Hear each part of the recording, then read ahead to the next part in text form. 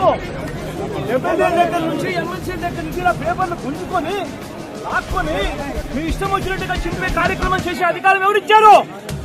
మధుసూదన్ రావు, గుర్తుపెట్టుకో. ఎల్లకాలం ఇలా మాదిరిగా ఉండదు.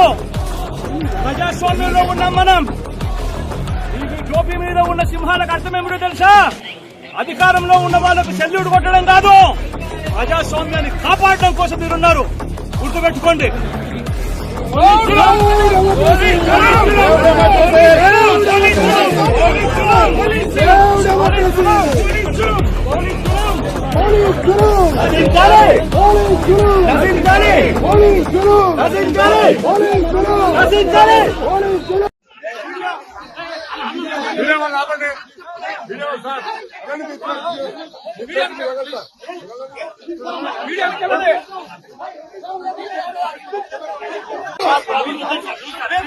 మళ్ళీ